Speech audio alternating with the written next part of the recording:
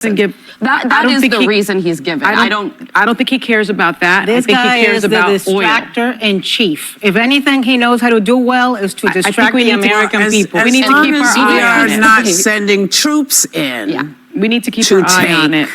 Anybody else's sovereign. So, but first of all, you and that jacket need to stop, okay? You don't care about sending troops anywhere. None of you people report on the truth, okay? Our troops are stuck in Syria during civil wars and all kinds of confusion as cannon fodder. Came the first Democratic senator to head down to Mar-a-Lago. Here's what he said Thursday. I think that they purposely, like, what I don't know what's going on, man. Like, just because you're older doesn't mean you have to look like this. Like, am I wrong for always noticing this about Whoopi? This isn't one of those cute little, like, oversized, blazers. It's just, like, too big for her.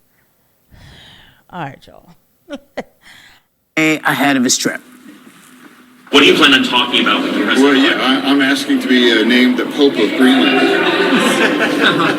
Well, do you have the specific? No, I'm just having a comment. I mean, like, this is going to be the president, and I am not just the senator for Democrats in Pennsylvania. I'm the senator for everyone in Pennsylvania, and my state picked Donald Trump as president, and if I have the opportunity to have that conversation, and I bet we're going to find things to work together for a better Pennsylvania and a better nation, and that's why I'm engaging in this.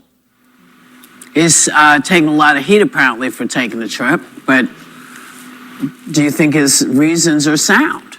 It's the most common sense answer I've ever heard. Like, he's a senator to an entire state, and his state happened to turn for Donald Trump. So okay, so anyway, the girls are going to discuss what the left is losing their mind over people going to Mar-a-Lago. Okay, now I am not, I'm not Sunny. I'm definitely not Whoopi, this girl, right? I'm not a leftist, nor am I losing my mind.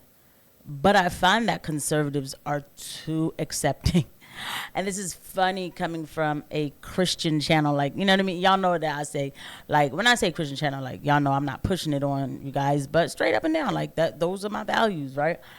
So redemption is for everybody. Of course, we're supposed to forgive, but forgetting is not necessarily something, when I say that, it might be taken out of context, but it's not that. It's just, these people vote very differently as far as, like, certain policies and how they think things are supposed to work in the country.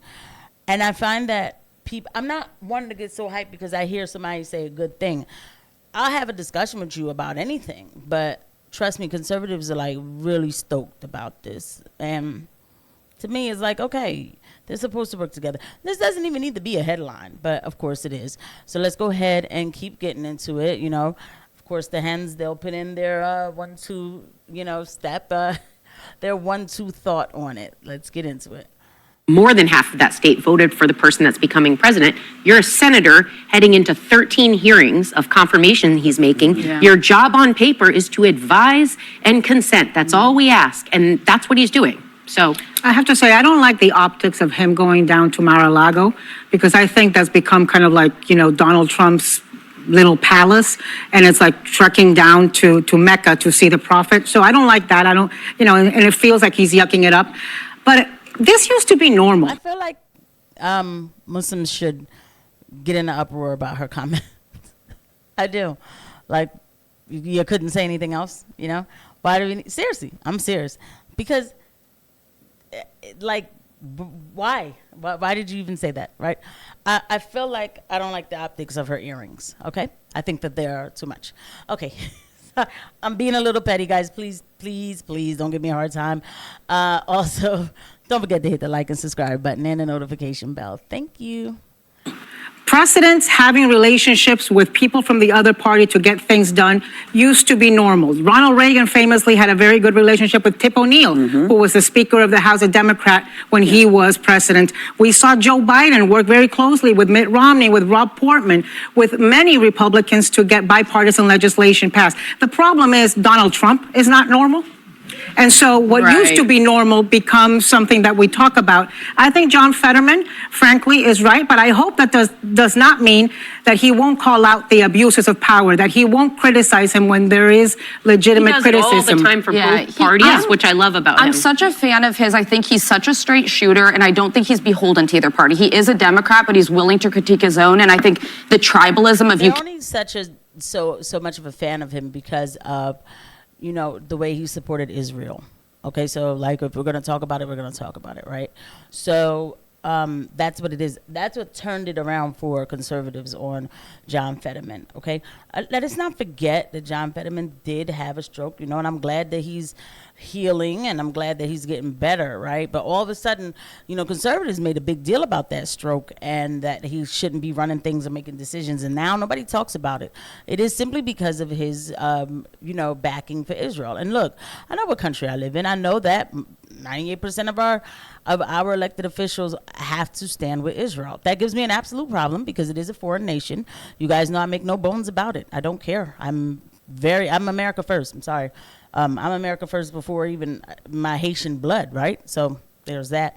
Anyway, but coming back to it, that's why they fall over John Fetterman now. He's so good and great. It is what it is because the Democrat, protesting of what was happening and what continues to happen in Palestine, he was completely against it. He was. So, now he's just this amazing guy, right? I live in Pennsylvania, so I know about these people before the View knows about them, okay? So I already know, how corrupt these people are. Pennsylvania is a very corrupt state, okay? So miss me with it all. Cannot critique the person wearing the same jersey as you is unhelpful in our politics. And as we speak, something very important is happening right now.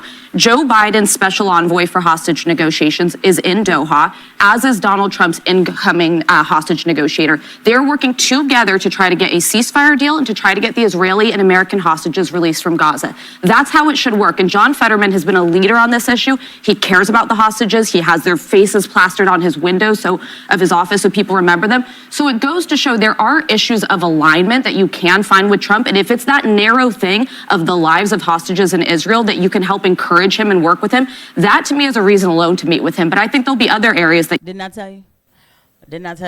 I didn't even know she was going to go all the way there. So let's go there because this channel, look, I stand with the truth in the name of God, right? So when they telling you that they're working to get the hostages, what for me, it's like, well, what hostages? What are their names? Where are they? Seriously, it's been like a year and a half of bombing. Are they still alive? Right? These are questions, right? I don't fall into this whole left-right thing. The ammunition, what we've done with our tax dollars in Palestine is something that will never sit right with me. And I'm not here to virtue signal. I'm not. We are not any safer for it either. Okay? Conservatives won't tell you the truth. Good thing I'm a Christian first, America first, right? I refuse to lie about what this last year and a half has been. So yeah, both administrations are working in Palestine to make it become a full police state. Yes, absolutely, where they will push the Palestinians even more into a corner after we've decimated that place and turned it into rubble. Yes, yeah. While our country, continues to suffer.